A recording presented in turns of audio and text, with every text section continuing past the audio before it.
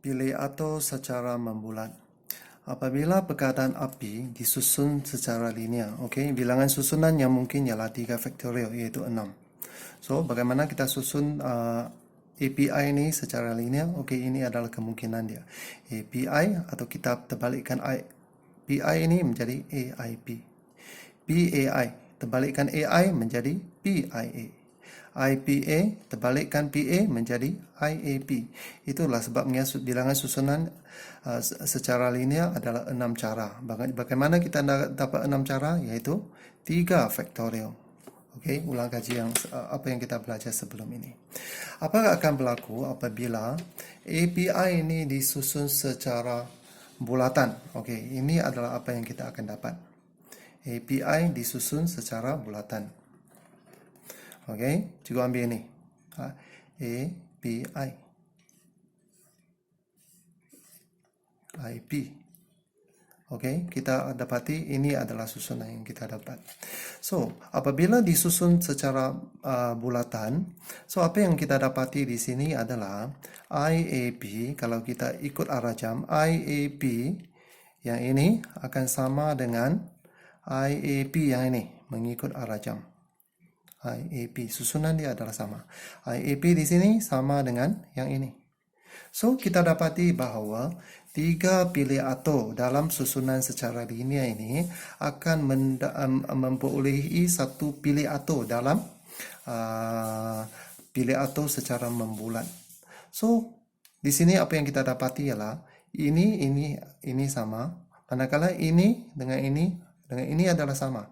So, secara keseluruhannya kita hanya ada 2 cara sahaja kalau pilih atau 3 objek disusun secara bulatan. So, bagaimana kita mendapat 2 cara ini? Iaitu bilangan cara ialah 3 faktorial. 3 faktorial ini adalah susunan secara linear.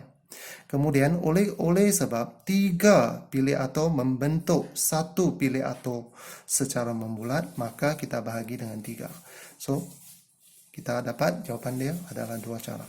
So, secara amnya, pilih atau n objek secara bulatan. Okey, ini adalah formulanya. Pilih atau n objek dalam bentuk bulatan ialah n faktorial bahagi n. Tadi 3 faktorial bahagi 3. So, n faktorial bahagi n. So, apa itu n faktorial? N faktorial ialah n darab n tolak 1 faktorial. Cikgu kembangkan ini. Sebab n faktorial ialah n faktorial darab n tolak 1, darab n tolak 2, darab n tolak 3, darab n tolak 4, dan seterusnya. Okey, bagi n. So, sekarang kita dapati n dengan n ini kita boleh batalkan. Maka, kita dapati ini adalah formulanya. Pilih atau n objek dalam bentuk bulatan. P ialah n tolak 1 faktorial.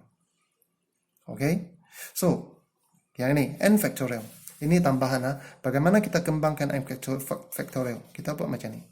N faktorial ialah n tolak 1, darab n tolak 2, darab n tolak 3, dan seterusnya. Okey, kita juga boleh kembangkan n faktorial macam ni. N faktorial sama dengan n darab n tolak 1 faktorial. Kita kembangkan depan saja, yang belakang kita tidak kembangkan.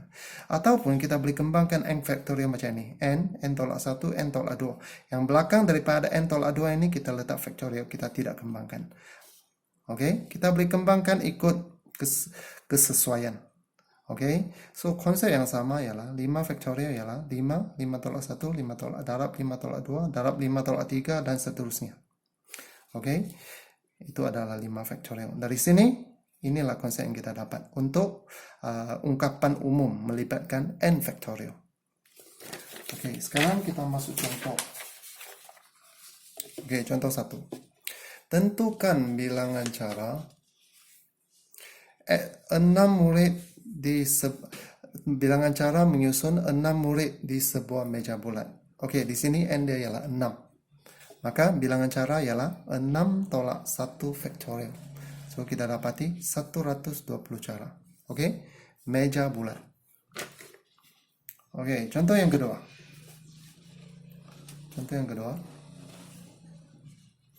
Bilangan cara menyusun 12 butir manik berbagai warna untuk membentuk suatu rantai. Rantai itu ialah membulat. So, maka di sini sekarang n dia ialah 12. N dia 12. So, bilangan cara susunan ialah n tolak 1 faktorial mengikut formula tadi.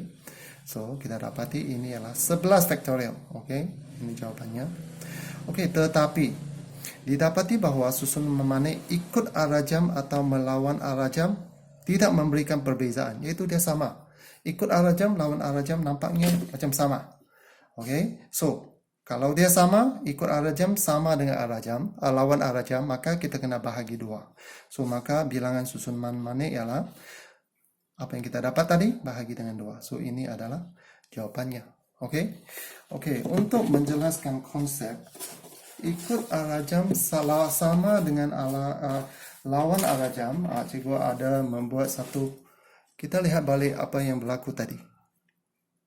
Okey.